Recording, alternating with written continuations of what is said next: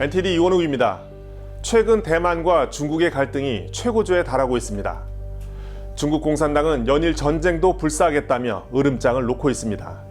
대만이 미국으로부터 첨단 무기 수입을 추진하고 있다는 보도가 나오자마자 지난 15일 중국 공산당 기관지 인민일보는 전쟁을 언급했습니다.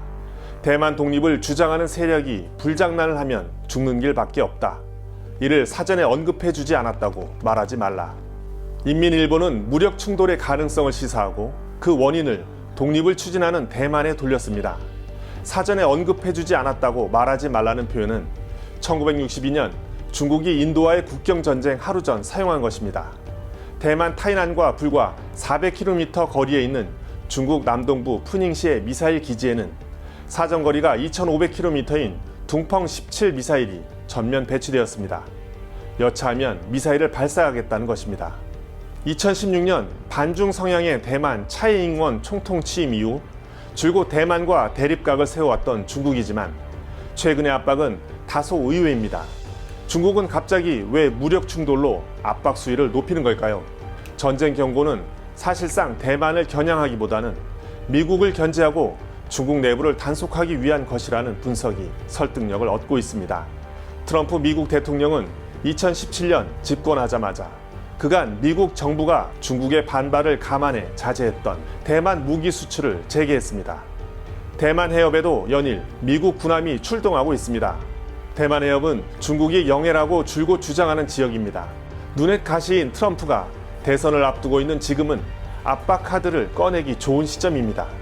또 미국과의 무역 분쟁과 코로나19 위기로 집권 이후 최대 위기에 봉착한 시진핑 총서기가 중국 내부를 단속하기 위한 것일 수도 있습니다. 하지만 중국의 경고에도 불구하고 실제로 전쟁이 일어날 가능성은 높아 보이지 않습니다. 중국 공산당 정권이 감당해야 할 것이 많기 때문입니다.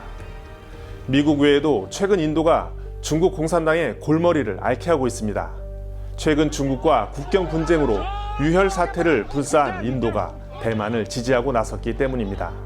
인도는 뉴델리 중국 대사관 앞에 중국 오성홍기 대신 대만의 국기를 개양해 대만의 국경절을 축하했습니다.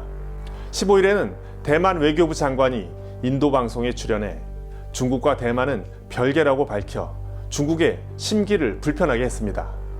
대만을 공격하기 위해 중국 내륙에 대거 주둔하고 있는 인민해방군을 대만 쪽으로 투입한다면 인도가 국경 지역을 공격할 가능성이 높고 중국 공산당 입장에서는 티베트와 위구르 지역도 불안해질 수밖에 없습니다.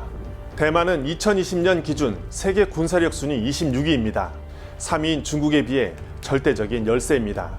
하지만 중국이 대만을 침공해 점령하는 것은 생각보다 만만한 일이 아닙니다. 대만은 지난해 미국으로부터 100억 달러어치의 무기를 사들였는데 최근 2년간 미국에서 도입하기로 한 무기는 지난 40년간 구입한 것보다 더 많습니다. 중국이 대만의 전투기와 미사일 요격 시스템을 돌파한다 하더라도 상륙 작전을 벌이기가 극도로 좋지 않은 대만의 해안 지형과 세계 10위 수준의 대만 해군이 기다리고 있습니다.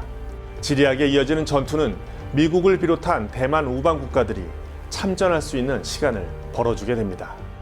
경제 문제도 만만치 않습니다. 중국이 대만을 공격하게 될 경우 상당수 외국 자본이 빠져나가고 서방 국가들이 연합해 중국 봉쇄에 들어갈 경우 무역에 의존하고 있는 중국 경제는 큰 타격을 피할 수 없습니다.